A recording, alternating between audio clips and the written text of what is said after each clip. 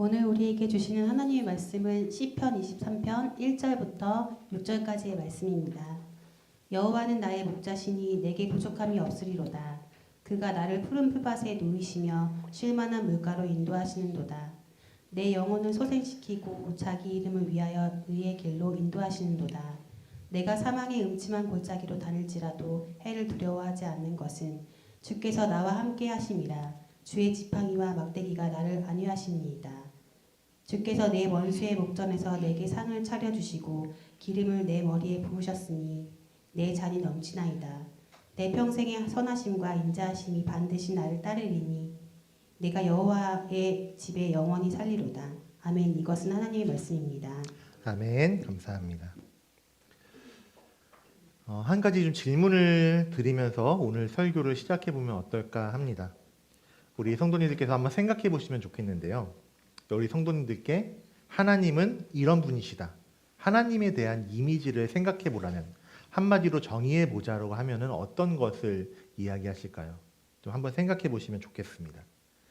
그리고 지금 머릿속에 딱 떠오르는 단어, 하나님은 이런 분이십니다 라고 떠오르시는 것이 있다면은 잘 기억해 두시면 좋을 것 같습니다. 왜냐하면 우리는 내가 생각하는 그 하나님, 내가 가지고 있는 그 하나님에 대한 이미지로 우리 하나님을 고백하기 때문입니다. 물론 여기에 정답은 없습니다. 정답은 없고 내가 생각하는 그 하나님의 이미지가 모두 하나님께 대한 고백입니다. 왜냐하면 하나님은 전능하신 하나님이시고 또 무소부지하신 하나님, 어느 곳에나 계시는 하나님이시기 때문에 우리가 이 하나님에 대한 이미지를 생각할 때에 그 모든 것이 정답이 되는 것이죠. 우리 하나님께서는 전능하시긴 하나님이시기도 하고 사랑의 하나님이시기도 하고 때로는 죄에 대해서는 단호하신 무서우신 하나님이기도 하며 또 우리를 포기하지 않으시고 우리를 죄에서 건져내시는 그 구원자 하나님이시기도 합니다. 저한테 하나님은 이런 이미지입니다. 끝내 승리하시는 하나님, 최후의 승리자이신 하나님, 저는 이렇게 좀 고백할 수 있을 것 같습니다. 우리가 살아가다 보면 굉장히 많은 일들이 일어나기 마련입니다. 때로는 실패나 좌절도 있고 또 반대로 우리가 기대하지 않았는데, 생각하지 않았는데 생각지 못한 성과를 거둘 때도 있습니다. 그런 일들을 하나하나 단편적으로만 잘라서 보면은 이해되지 않는 일이 굉장히 많이 일어납니다. 아, 왜 내 삶에는 이렇게 어려움만 있는가? 왜 하나님이 나를 돌봐주시지 않는가? 이렇게 이해하지 못하는 일들이 굉장히 많이 일어나는데, 그렇지만 시간이 흘러서 그 어떠한 나에게 일어난 일의 단편적인 모습, 단면이 아니라 전체의 그림을 보았을 때 이 일의 끝을 보고 결과를 보게 되면은 그때서야 하나님의 계획이 있었다라는 것을 발견하고 또 끝내 그 일을 완성하시는 우리 하나님을 발견할 수 있게 됩니다. 지난 9월쯤에 나누었던 말씀에서도 한번 예시를 들었던 말씀인데 어떤 드라마에서 이런 대사가 있었다는 거 기억하실지 모르겠습니다. 그림과 전쟁을 볼 때에는 조금 멀리서 보면 더 잘 보인다라는 이야기를 예시로 들었던 적이 있습니다. 그런 것처럼 하나님의 일하심, 하나님의 계획을 부분이 아니라 전체적으로 보게 된다면 그때서야 우리는 깨닫습니다. 아, 하나님은 다 계획이 있으셨군요. 이렇게 고백할 수 있게 된다는 것이죠. 이른바 하나님의 마스터 플랜이라고 이야기할 수 있을 것 같습니다.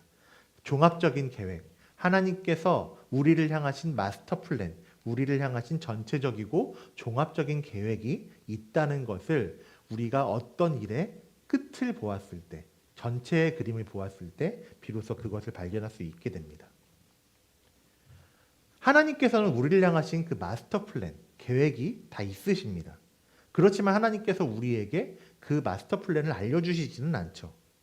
하나님께서 우리에게 원하시는 것은 전체의 그림을 보고 네가 알아서 가, 이게 아니라 우리에게 한 걸음 한 걸음의 순종과 그 하나님의 따름을 원하십니다. 예전에 좀 시간이 오래됐습니다. 제가 사역을 시작하기 전이었으니까 한참 인터넷에 막 여러 가지 그림들이 올라온 시기였는데 어떤 신앙 그리스도인 만화 작가가 자기의 신앙 고백과 묵상을 담은 그림들을 그려서 인터넷에 올린 적이 있습니다. 그 그림들을 지금은 이제 유튜브에서 이제 검색하면 볼 수가 있는데 나중에 이제 혹시 원하시면 말씀해 주시면 알려드릴 수 있을 것 같습니다.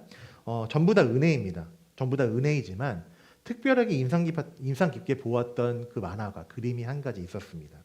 한번 그림 띄워주시면 보시면은 낭떠러지와 낭떠러지 사이가 굉장히 길죠. 어느 사람이 낭떠러지와 낭떠러지 사이에 서 있는데 이 밑에는 구름이 자욱해서 빛이 보이지가 않습니다. 그런데 자기가 서 있는 이 낭떠러지가 점점 뒤에서부터 무너지기 시작을 하는 거예요. 이대로 있다가는 이 무너지는 산 아래로 그냥 떨어져서 바위에 깔려 죽게 생겼습니다. 이 뒤에 바위가 무너지는 것을 보면서 이 사람이 이렇게 간절히 기도하며 외칩니다. 하나님 제발 도와주세요. 하나님 제발 저를 살려주세요. 이렇게 기도할 때에 하나님의 음성이 들립니다. 넘겨주시면 하나 넘겨주시겠어요? 보이실지 모르겠습니다. 하나님께서 이렇게 말씀하십니다. 뛰어라, 뛰어라라고 말씀을 합니다. 그런데 이 그림의 주인공은 자기가 이 낭떠러지, 긴 거리에 있는 낭떠러지를 도저히 뛰어넘을 자신이 없습니다. 그래서 하나님의 뛰어라라는 음성을 듣고도 이렇게 이야기합니다. 하나님, 저는 저를 잘합니다. 저는 저 건너까지는 도저히 뛰어넘어갈 수가 없어요. 그러니까 하나님, 어떤 기적적인 방법을 통해서 저를 살려주세요. 계속 그렇게 기도하며 간구합니다. 그런데도 하나님의 음성은 똑같습니다. 뛰어라. 주인공이 뛰지 못하고 안절부절하면서 무서워하고 있는 그 사이에도 자기 뒤에 산은 점점점 무너져서 이제 자기 바로 뒤에까지, 직전에까지 왔습니다. 결국에 이 주인공은 비명을 지르면서 무서워하면서 뛰어내리고 맙니다. 어떻게 됐을까요? 뛰어내렸을 때 구름 밑에 이렇게 자욱한 구름 밑으로 이 건너편 낭떠러지에 올라갈 수 있는 공간이 있었습니다. 그리고 뛰어내렸을 때 이 공간에 서게 되었습니다. 이 주인공이, 그림 속의 주인공이 이렇게 기도할 때에 하나님의 음성, 뛰라는 음성을 들었습니다. 그때 이 모든 것을 알았을까요? 뛰어내리는 그 순간까지도 자욱한 구름 밑에 이런 공간, 위에 건너편에 낭떠러지로 올라갈 수 있는 계단이 있는 공간이 있을 거라고는 생각지 못했을 겁니다. 그렇지만 우리가 이것을 단편적이 아니라 전체적으로 보았을 때 우리는 이렇게 미리 예비해 두신 하나님의 계획, 하나님의 그 마스터 플랜이 있다는 것을 그때서야 깨닫게 됩니다. 하나하나 잘라서만 본다면 왜 하나님은 나에게 일하시지 않는가? 왜 하나님은 나를 구원하시지 않는가? 왜 하나님은 나에게 이 어려운 일을 시키시는가라고 오해할 수가 있지만 하나님은 이렇게 그 그림처럼 이미 우리를 구원하시기 위한 또 우리를 위한 계획들을 다 세워놓으셨고 우리에게 보이지 않더라도 설령 보이지 않더라도 한 걸음 한 걸음 따라오라고 나를 믿고 하나님을 믿고 따라오라고 말씀하시고 있다라는 것입니다. 우리가 지난주에도 감사에 대한 말씀을 나누었지만 원래 우리의 본질, 우리의 진노의 자녀가 우리의 본래 모습이었을 때에는 이 하나님의 은혜를 전혀 발견하지 못합니다. 뛰어내렸을 때 아까 그 공간이 있었던 것을 그냥 운이 좋았다. 내가 정말 운이 좋아서 이렇게 이 공간에 떨어졌구나, 뛰어내렸구나라고 생각할 수 있겠죠. 그렇지만 하나님께서 죄인인 우리, 본질상 진노의 자녀인 우리에게 찾아오심으로써 하나님은 우리에게 그 하나님의 은혜를 바라보게 하시고 하나님의 계획을 바라보게 하십니다. 그리고 우리가 그 하나님의 은혜와 하나님의 계획을 바라보는 그때에 비로소 우리에게 감사가 시작된다라고 하나님을 향한 감사의 고백을 할 수 있다라는 것을 지난주에 말씀을 통해 나누었죠. 감사의 시작은 우리가 감사를 시작할 수 있는 것은 하나님을 바라보는 것으로 시작이 됩니다.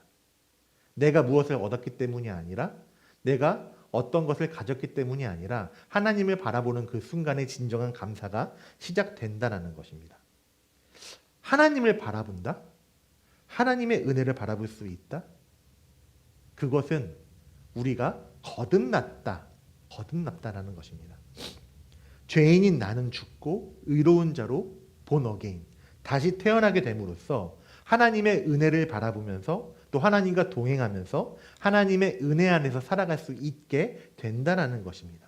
그것이 바로 하나님을 바라보는 것이고 하나님의 은혜를 바라보는 것입니다. 즉 하나님을 바라본다는 것, 하나님의 은혜 안에 살아가는 것입니다. 우리가 다시 태어나게 된다면, 거듭나게 된다면 우리의 삶은 많은 부분이 바뀌게 됩니다. 나 중심이었던 삶, 내가 중심이었던 삶에서 하나님이 중심인 삶으로 우리의 삶이 바뀌게 됩니다. 내 공로로, 내 노력으로 얻었다라고 생각했던 것들, 나의 의로 여기던 것들이 하나님의 선물이라는 것을, 하나님의 은혜라는 것을 깨닫게 됩니다. 삶이 바뀌게 되고 우리가 은혜를 깨닫게 되기 때문에 이 말씀의 고백이 다른 사람의 고백이 아니라 우리의 고백이 됩니다. 이 말씀을 함께 좀 읽으면서 고백했으면 좋겠는데요. 같이 한번 읽어보겠습니다. 여호와여, 위대하심과 권능과 영광과 승리와 위엄이 다 주께 속하였사오니 천지에 있는 것이 다 주의 것이로소이다. 여호와여, 주권도 주께 속하였사오니 주는 높으사 만물의 머리이심이니이다. 내가 은혜를 깨달았을 때, 하나님의 은혜를 발견했을 때 우리가 이렇게 고백할 수 있다라는 것입니다. 이 역대상 29장의 말씀은 다윗의 고백이었습니다. 다윗의 이 고백은 다윗의 노년 때, 다윗이 죽을 날을 얼마 남지 않았을 때, 임종이 얼마 남지 않았을 때 이렇게 고백한 것입니다. 그리고 이 고백에서 우리가 발견할 수 있는 또 다른 중요한 사실 한 가지가 있는데 그것은 무엇이냐면 다윗이 노년의 마지막 때에 무엇인가를 다 이루었기 때문에 혹은 무엇인가를 받았기 때문에 이렇게 고백한 것이 아니라는 사실입니다. 다윗은 유다의 왕이 된 후에 승승장구하였고 이방의 나라들을 무찔러 함락시켰습니다. 그리고 결국에는 지파별로 나누었던 이스라엘을 통일시켰습니다. 이렇게 이스라엘이라는 나라를 부강하게 강대국으로 만들었습니다. 그렇게 나라를 부강하게 만든 다윗은 또 한 가지의 목표를 세우게 되는데요. 그것은 무엇이냐면 바로 성전을 건축하는 일이었습니다. 그동안 이스라엘이 어떻게 제사를 드렸습니까? 성막에서 드렸죠.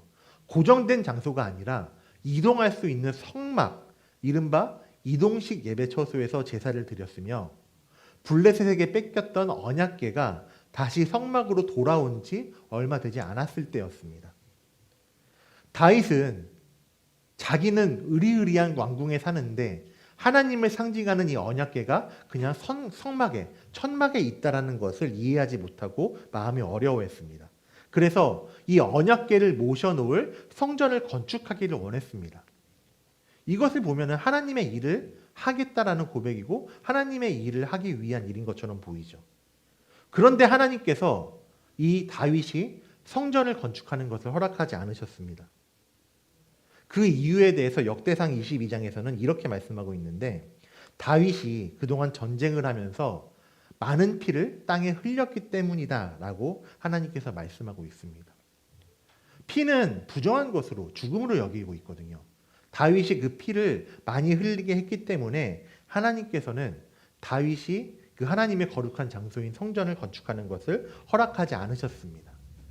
물론 그 다윗의 그 전쟁이 하나님의 나라 이스라엘을 위한 것이었지만 그것이 어쨌든 간에 하나님 보시기에 피를 흘렸기 때문에 부정한 것이기 때문에 다윗에게 그것을 허락하지 않으셨습니다. 하나님이 허락하지 않으셨기 때문에 다윗은 성전을 건축하는 것을 멈춰야만 했습니다. 자기의 바램, 자기의 소망이 이루어지지 않은 것이죠. 그렇게 원하고 바라던 기도의 제목들이 이루어지지 않았다는 겁니다. 그런데도 불구하고 다윗의 기도가 이루어지지 않았음에도 불구하고 다윗의 하나님을 향한 그 마음이 이루어지지 않았음에도 불구하고 다윗은 아까 우리가 함께 읽었던 역대상 29장의 그 고백, 모든 것이 다 주님의 것입니다. 주권도 주님께 속하였기 때문에 주님이 일하십니다라고 고백할 수 있었던 것입니다. 이루어지지 않았지만, 내 소망이 이루어지지 않았지만 모든 것이 주님께 속하였다라는 것을, 이루지 않으신 것도 하나님의 뜻이라는 것, 모든 것이 주님께 달려있다라는 것을 다윗은 알고 있었고 믿었기 때문에 자기가 이루거나 이루지 못했거나 이것과 상관없이 하나님의 위대하심과 하나님의 주권에 대해서 그렇게 고백한 것입니다. 그리고 다윗의 이러한 고백, 만물이 다 주님의 것이로소이다. 주님은 높으신 분이시며 주권자이십니다. 이런 고백 그대로 하나님께서는 다윗에게 이 성전 건축을 하지 못하게 하셨지만 성전이 건축될 마스터 플랜, 계획을 가지고 계셨습니다. 바로 다윗의 아들인 솔로몬을 통해서 여호와 하나님의 그 성전이 건축되게 하셨습니다. 이것이 바로 하나님의 계획이었습니다. 이 다윗은 사무엘상 17장에서 처음 등장하기 시작합니다. 굉장히 임팩트 있게 등장을 하죠. 마치 영화의 어떤 주인공이 되게 멋있게 등장하는 것처럼 그 성경에서 등장을 합니다. 어린 소년이었던, 양을 치는 소년이었던 다윗이 블레셋의 거인 장군이었던 골리앗과 맞서 싸우고 이 골리앗을 물리치는 것으로서 이스라엘의 역사 가운데 다윗이 등장하기 시작했습니다. 그렇지만 이렇게 이렇게 화려하게 등장하고 승승장구하며 등장했던 다윗의 삶은 평탄하지만은 않았습니다. 동네의 여인들이 동네에서 부르는 노래가 있었습니다. 사울이 죽인 자는 천천히요, 다윗은 만만이로다. 사울 왕보다 다윗이 더 뛰어나다는 노래를 사람들이 불렀습니다. 이 노래 때문에 당시의 왕이었던 사울이 굉장히 불쾌해하고 이 사울이 오해를 하기 시작합니다. 그리고 사울의 마음이 불쾌해지고 시험에 드는 그때에 하나님께서 부리시는 악령이 사울에게 내리게 되었다라고 사무엘상 18장에서는 기록하고 있습니다. 그때부터 다윗을 죽이려는 이 사울로부터 자기를 죽이려는 왕에게서부터 도망쳐서 다윗은 도피 생활을 합니다. 도피 생활을 하면서 여러 가지 모함을 당하고 공격을 당합니다. 사울의 공격, 추격을 피해서 가드라는 이방 나라로 피해가서는 그 나라의 왕과 신하들이 다윗의 명성을 듣고 다윗을 죽일까 하는 마음 때문에 미치광이체를 하면서 미친 사람인 척 흉내를 내면서 겨우겨우 도망쳐 나와야 했습니다. 다윗의 삶이 화려하게 등장했더라도 이렇게 큰 어려움을 겪었습니다. 다윗이 겪은 이 어려움만 잘라놓고 떼어놓고 보면은 평탄함은 고사하고 승승장구는 고사하고 왜 다윗에게 이런 어려움만 닥치고 모함을 당하는지 안타깝기도 합니다. 그렇지만 다윗은 그 어느 때에도 하나님을 향한 그 신뢰, 하나님을 향한 믿음을 잃지 않았습니다. 자기의 처지, 모함을 당하고 쫓겨다니고 미치광이체를 하면서 도망쳐 나와야 하는 그런 처지를 놓고 괴로워하면서 기도할 때에도 결국에 다윗의 결론은 하나님을 찬양하면서 하나님의 은혜를 구하는 것으로 그 결론을 마쳤습니다. 다윗의 그런 고백들, 어려움을 한탄하면서도 하나님의 은혜를 구하는, 하나님을 찬양하는 그 고백들이 바로 시편에 담겨져 있습니다. 오늘 우리가 함께 나눈 그 말씀, 너무나 유명한 말씀이죠. 시편 23편 역시도 그러한 고백으로 볼 수가 있습니다.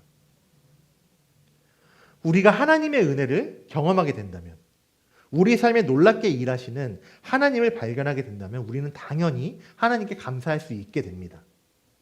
그렇지만 지난주의 말씀에도 나눴다시피 우리의 삶에서의 감사는 주실 때에만 감사할 수 있는 것이 절대로 아니죠. 하나님께서 주실 때에만 감사합니다 고백할 수 있는 것이 아닙니다. 우리가 하나님의 은혜를 경험하게 된다면 우리에게 주시든 우리에게 주시지 않든 간에 우리는 하나님께 감사할 수 있게 됩니다. 우리가 하나님께 감사할 수 있는 이유, 어느 순간에도 감사할 수 있는 이유를 크게 두 가지로 나누어 볼 수가 있습니다.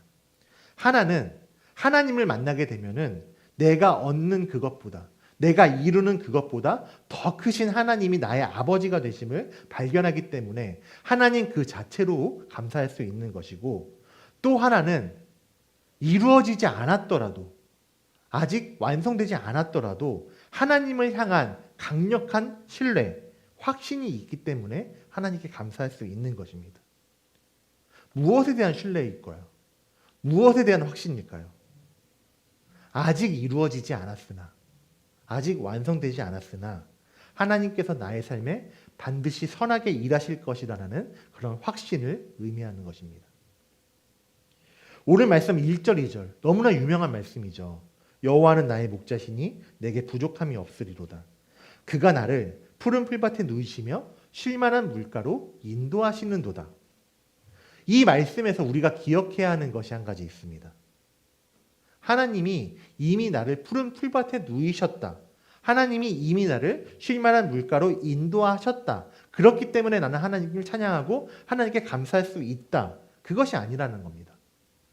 나에게 이미 하셨기 때문에 내가 그때 고백하는 것이 아니라 우리의 고백들, 하나님을 향한 이런 고백들은 나의 상황이 지금 비록 평탄하지 않은 상황이라 할지라도 지금 내가 있는 곳, 지금 내가 처한 상황이 푸른 풀밭이 아니고 쉴만한 물가가 아니고 황무지이며 태풍이 부는 바닷가라 할지라도 하나님이 나의 목자가 되셔서 양과 같은 우리를 보호하고 지켜주신다라는 것을 내가 신뢰하고 확신하기 때문에 우리 주님을 신뢰하기 때문에 이렇게 고백할 수 있다라는 겁니다.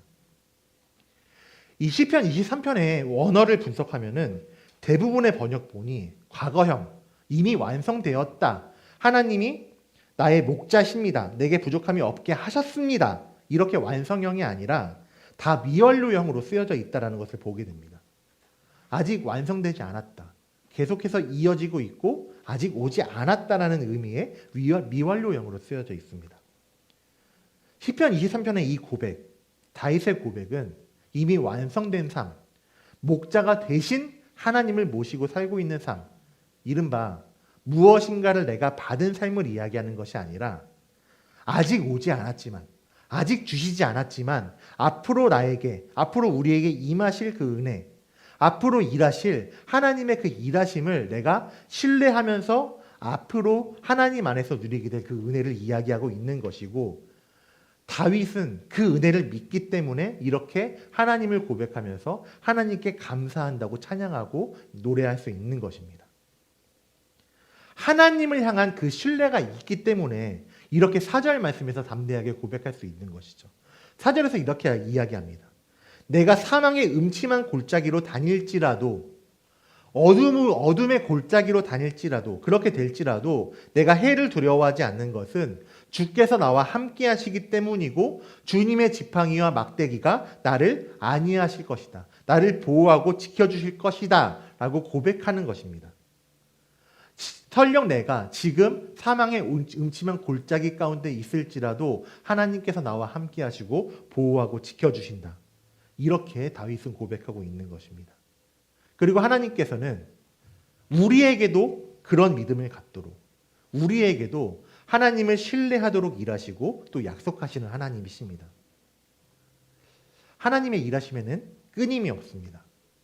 하나님의 일하심에는 조건이 없습니다. 하나님께서 말씀하십니다. 하나님은 사랑하시는 자에게, 바로 우리들에게 끊임없이 일하시고 계시고 앞으로도 끊임없이 일하신다라고 약속하시고 있습니다.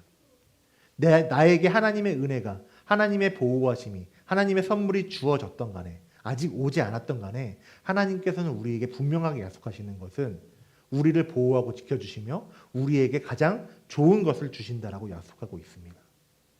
그리고 우리가 이 하나님의 말씀, 이 하나님의 이 약속을 신뢰하기 시작할 때에 우리의 입술은, 우리의 마음은 다윗이 그랬던 것처럼 아직 주시지 않았음에도, 아직 나에게 이루지 않으셨음에도 불구하고 감사를 고백할 수 있는 것입니다.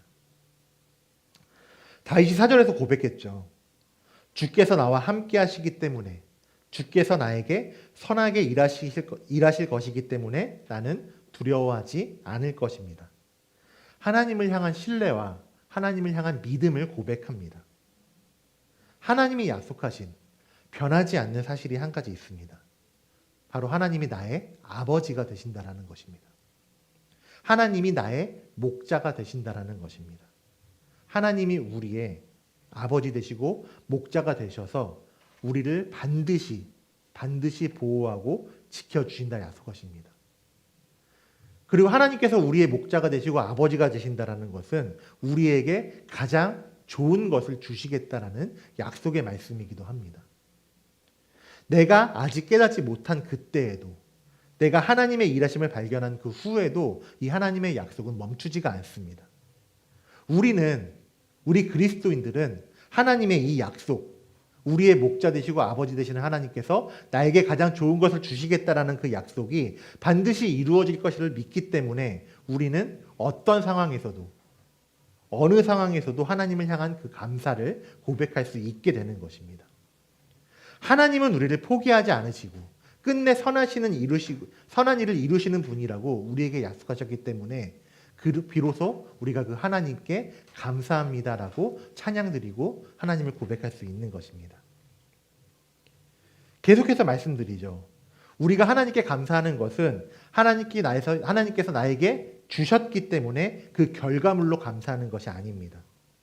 아직 아니더라도, 그리고 설령 내가 원하고 바라는 것이 아니라 할지라도, 그리 아니하실지라도 나에게 가장 좋은 것을 주시는 분이라는 것을 내가 믿기 때문에 우리의 삶에 가장 선하게 일하실 하나님이라는 것을 내가 신뢰하기 때문에 우리가 감사하고 고백할 수 있게 되는 것입니다. 11월 감사의 계절이라고 이야기합니다.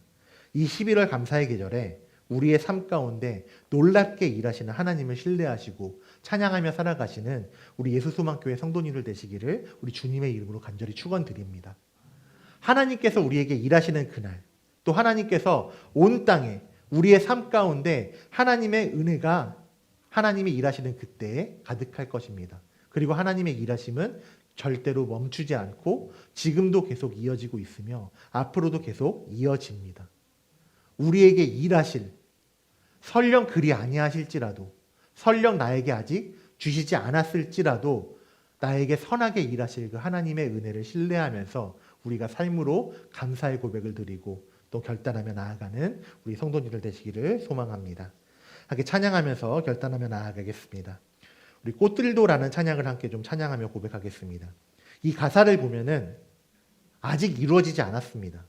그러나 반드시 하나님의 은혜로 열매가 맺히고 웃음소리가 넘쳐나고 영광의 주님이 오실 것이라고 고백하고 있습니다. 우리의 삶 가운데 아직 이루어지지 않았다 할지라도, 우리의 삶 가운데 아직 완성되지 않았다 할지라도 우리의 삶을 선하게 완성시키실 하나님, 우리를 은혜 가운데로 인도하실 그 하나님을 신뢰하면서 이 찬양의 고백으로 함께 찬양하며 나아가겠습니다.